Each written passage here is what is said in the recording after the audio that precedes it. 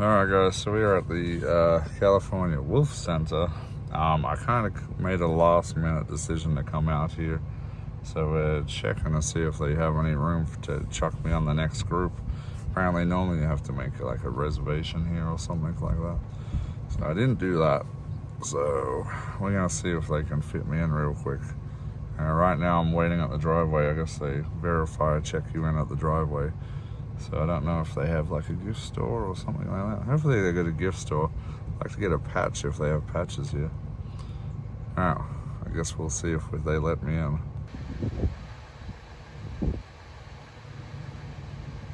Alright guys, so they let me jump into the next group that was waiting. So we're all lined up in our vehicles at the entrance right now. When they're ready for us, we're going to drive up in and we're going to park, and then we're going to do a walking tour. We're going. Or not. Maybe we're not going.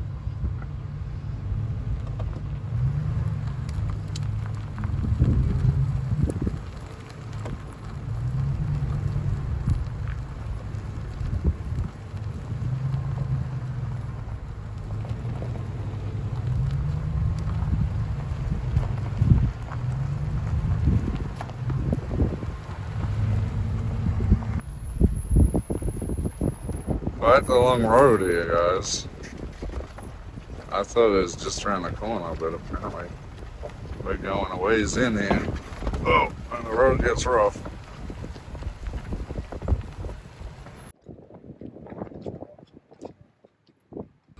Alrighty guys, we are here. Let's jump on out and see what the tour guide has to say. We have our wolves and who we decide gets to be on tour for you guys today. We also have education being what you guys are actively participating in. So we have either a behavioral enrichment tour, or we also have wolf conservation tours as well. Now you guys are here for a behavioral enrichment tour. Does anyone have any guesses or ideas on what enrichment means when it comes to taking care of not just wolves but other wild animals as well? Playing with them. Playing with them? Oh, so that's a great question. So if you've noticed, Yana's tail is a little bit more tucked between her legs rather than anything else. That's actually a sign of submissiveness for wolves. It's body language that they might be exhibiting towards another wolf in their particular pack. Now, within these two wolves, Yana is actually the mom. However, Poppy is an adult now, and she thinks she knows all she needs to know from dear old mom. So she no longer listens to mom, and therefore she's a little bit more dominant based on personality. Now, I'm sure you guys are probably a little bit more comfortable using the terms alpha, beta, and omega. You might understand those terms as pack structure. However, we don't use those terms anymore because they do not apply to wolves out in the wild. So again, we try not to use them. Now, they have been perpetuated a lot by different media sources and TV and movies and things like that. They definitely aren't 200, 300 pounds and tend to shapeshift into humans and imprint on teenage girls and wolf packs. No. So a lot of that does, again, get portrayed. But generally, where those terms came from are going to be an experiment that was done on wolves, mainly an observational study, rather. That was done with a bunch of wild adult wolves. They put them into an enclosure and looked and just observed how they interact with each other. But these wolves didn't really know anything about each other. They weren't related to each other.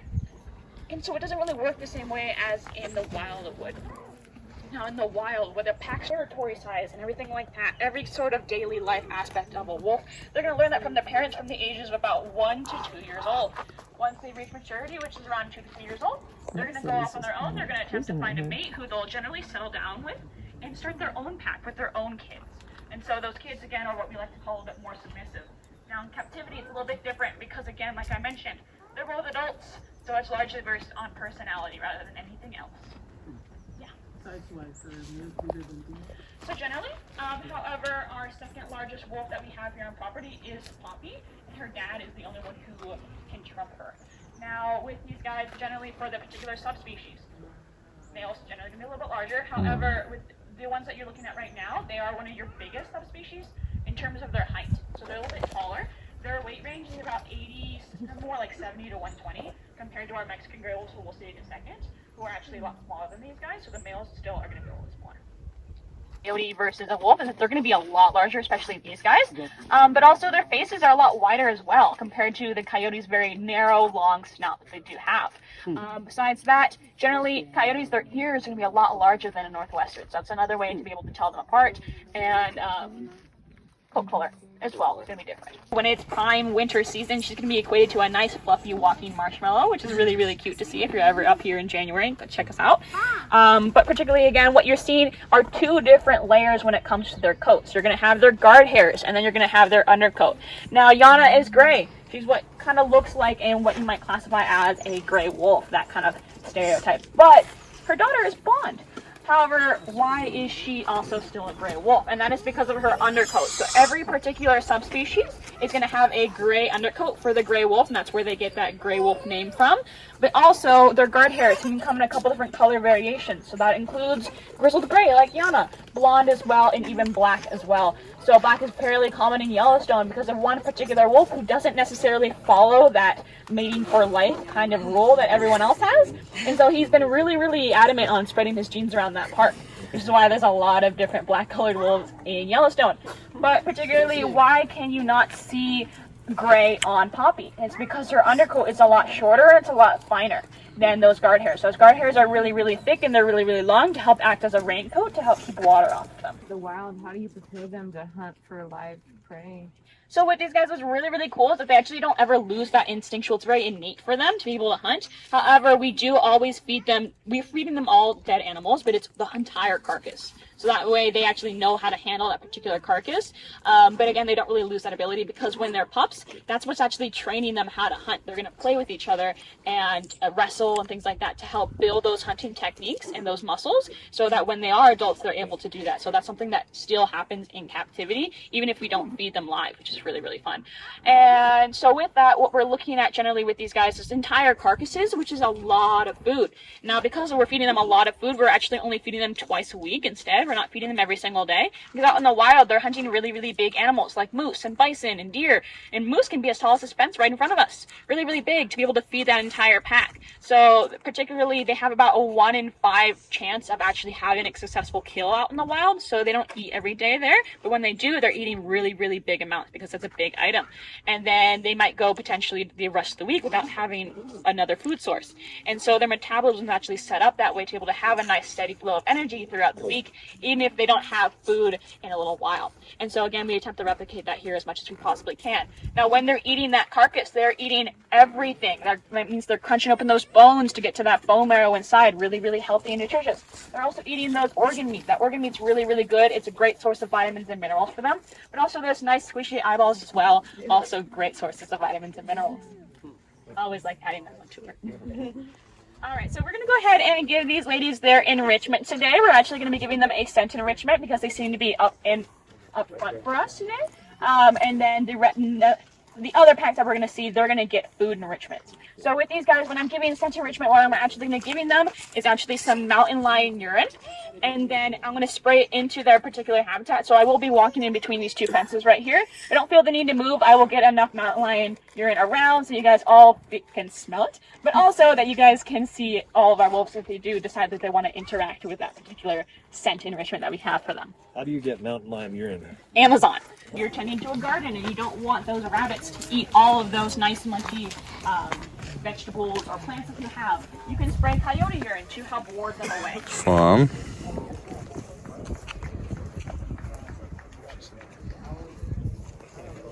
Don't spill it.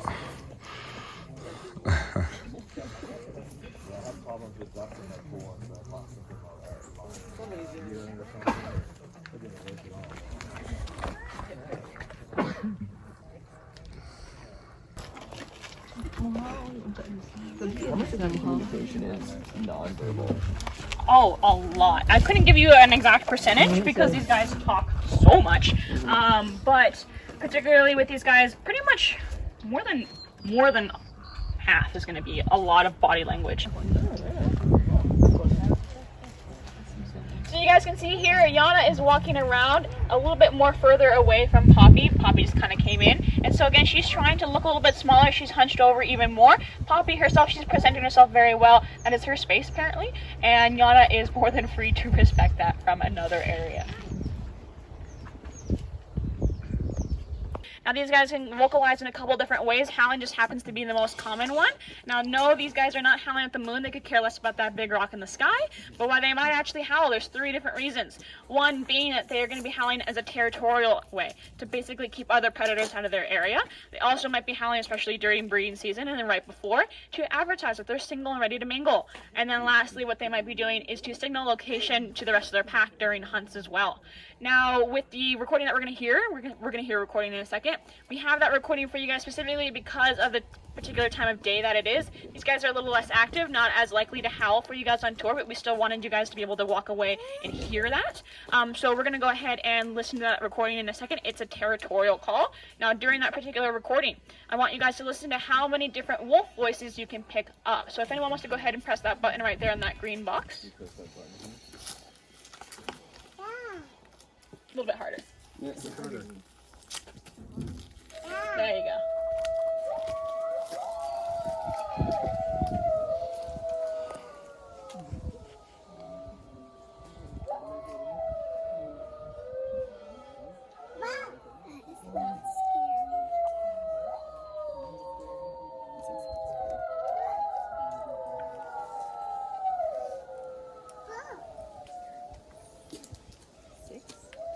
We're hearing 6, 7.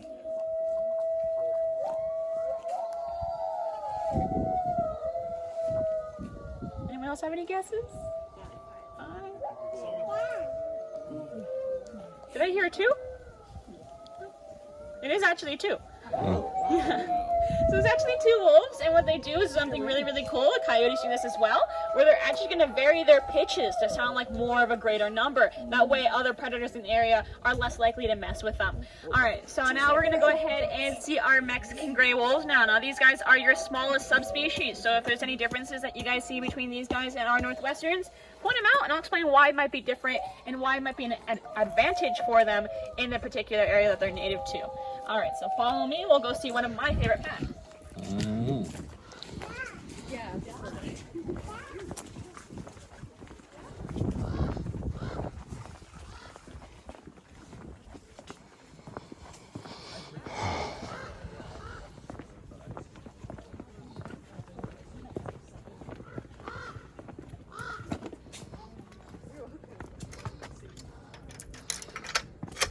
Huh. What's he getting into? He's munching on something. Feed there. Oh, really? Just stay back. Alright, so these guys are our Mexican gray wolves. Now they're also your smallest subspecies, and it looks like Emma's working on something over here and right in front of us, right in the middle. So this is Emma. She's about 62 pounds, and then in here with her are her nephews, Thor and Durango. Durango's the one staring off into space over here on our left side, and then Thor, he's a little bit larger. We'll see him in a moment. Just gonna get all munched there. Some stinky old meats. You see it? Emma's most likely eating something that's frozen. It's probably a chunk of chicken, because they did get fed chicken today. Now, it's another option that we do have for these guys because they are our ambassador packs, so they're able to have chicken. But then other than that, who else is in the area? No, but Durango did. Alright, so Durango's going to be investigating as well. He's about a good 70 pounds, and then his brother Thor is about 75, so he's the largest male in here. And now within this particular pack, I want you guys to pay attention on particularly what body language you might see with them throughout the entire tour, and at the end I'm going to ask you guys who you think is the most dominant in this particular pack. So these guys are native to areas such as Arizona and New Mexico, and then all the way down into Mexico City. So definitely a little bit more of a warmer climate, which is why there are a couple key differences. Has anyone been able to spot any of those yet by chance? The coat, for sure. Definitely smaller. The Color. Yeah, so these guys all have generally the same color, but that's kind of a little bit more for a different reason rather than anything else. And that's actually because at one point these guys were at 13 in existence. Only 13. So what you're looking at is one of the rarest land mammals, really canids as well, in the world, at about 600 currently in the world. Where did you say these roam again? Arizona, New Mexico, and then all the way down into Mexico City.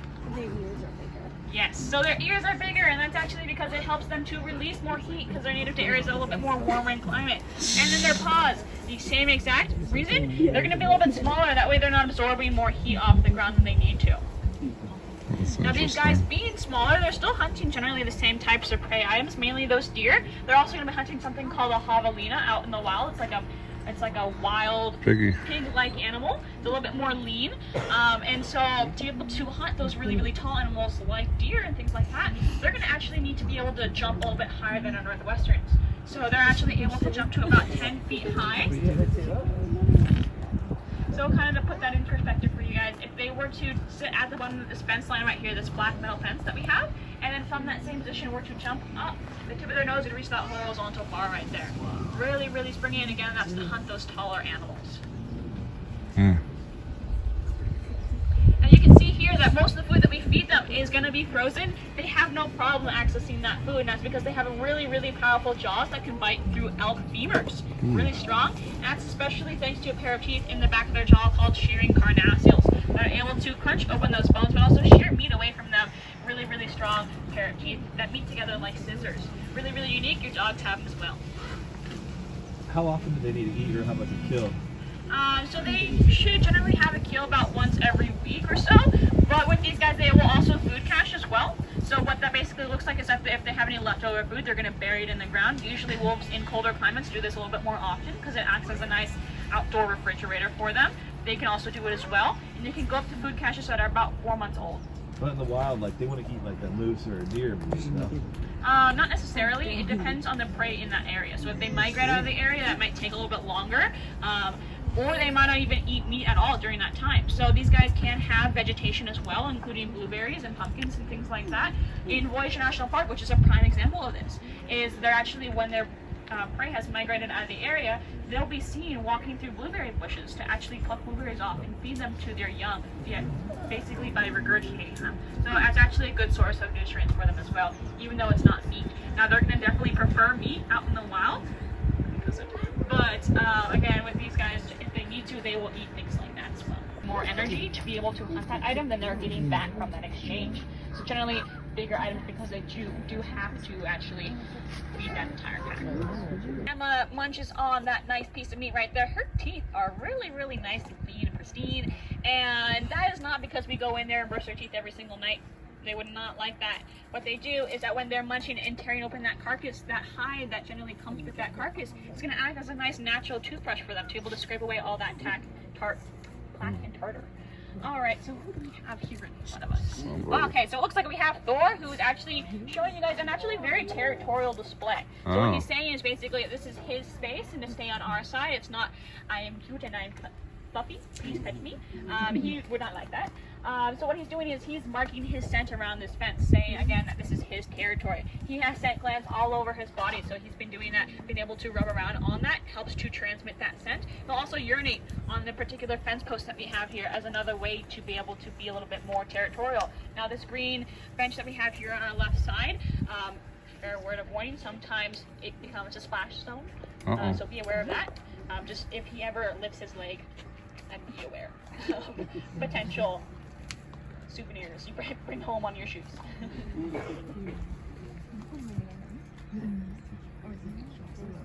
Other ways why they might scent mark is what you might be seeing as we heard them kind of kicking up dirt over there on the left side is another way, because these guys again have scent glands on the back bottom of their paws as well to help to mix around and spread around that scent even more.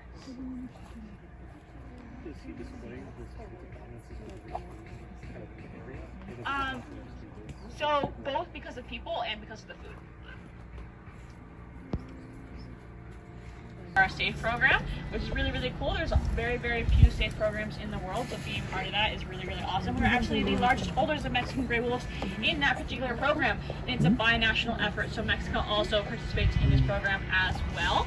And so what we're looking for when we are breeding is that we can actually breed wolves between different facilities. So we might actually transfer them, which is again how we got Yana when we were back in that program with our Northwesterns, and now not anymore. But we can also again release our wolves that are born here in captivity. Now, when we're looking to release our wolves, funny enough, we actually cannot release adult wolves into the U.S. So how do you think we release them?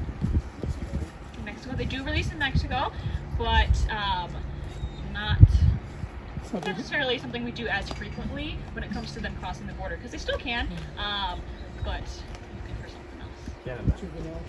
Juveniles, yeah. So with these guys, we are releasing pups that are about 1 to 2 weeks old. Picture the size of a fuzzy russet potato, because that's what they look like. They're born at 1 pound. At that age, they haven't even developed their sense of hearing or sight yet. They only have their sense of smell, and that's to navigate to wherever mom is so they can find food. And so what they're going to do is that we're not just going to sit on a rock and be like, good luck, have fun out there. What we're going to go ahead and do is we're actually going to place them into wolf packs out in the wild that have had their own pups, and they'll adopt them into that pack. They're going to raise them as their own, and then once they reach adulthood, they're going to go off on their own and be adult wolves out there in the wild, which is a really, really cool, unique process that really only works with canids because they're such family-oriented animals. They'll smell us. They're all going to leave the area, and that includes mom. One of the reasons we think that she does this is because, one, she's uncomfortable around humans. Also, she's trying to lead us away from her pack, hoping that we don't know where her den is. So I'm going to go ahead and give them their food enrichment today. It looks like they already have their own, so we'll see if they're interested in some fish and some thyme, which is what I'm going to be giving them in a second. Alright, so with these guys, I'm going to be doing the exact same process. We're going to be going in between this particular fence line, and we'll see again if they're interested in their food.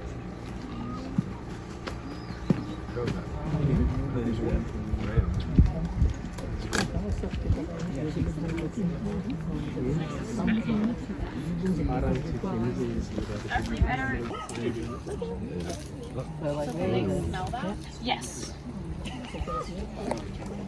Yeah, they don't seem super interested. They have better food, so I'm not particularly expecting. Maybe Emma's going to investigate to see what I brought over and see if it's worth her time. That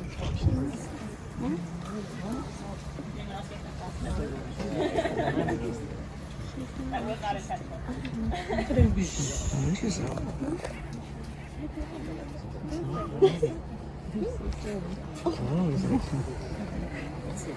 I'm really dig on the fish today. Alright guys, that concludes the tour. Now they do have regular tours for $25, but I showed up for the, I guess in time for the animal enrichment tour, where they do scents and feeding and stuff like that, so you get to see them being a little bit more active than just sitting around. So that was pretty cool. That's why it was $45 for the enrichment tour. But yeah, we're done with that tour. It went for about an hour. It's actually pretty informative as far as tours go. But yeah, the cool thing is they have more wolves on site, but they keep them well away from the public because they want to reintroduce those ones out into the wild, so they don't get used to people, which is good. A little out of breath from hiking back up to my vehicle. Yeah, all right, so sorry I didn't talk a lot because the tour guide was pretty much talking and answering questions the whole time. Very, very informative. As far as any places with wolves have been in tours and stuff, this one's definitely the best so far for information that I've gotten out of tour guides. They pretty much could answer just about every question that we had, so that was amazing. Definitely would. I was a little hesitant to come out here today. I wasn't sure exactly what it was going to be, but I love how informative it was. I definitely highly recommend this place for you guys if you ever swing through this area in Julian again. Alright guys, so that's it for me. We have plenty more stuff to do today, so I got to get to all that. Let me know if you've been to this wolf center or any other wolf center before. Let me know what your thoughts and experiences were. But for now, that's it for me, guys. And you know what to do. Hit that like, hit that subscribe. And unless I get devoured by these wolves out here at the wolf center, we'll see you later. What's going on here?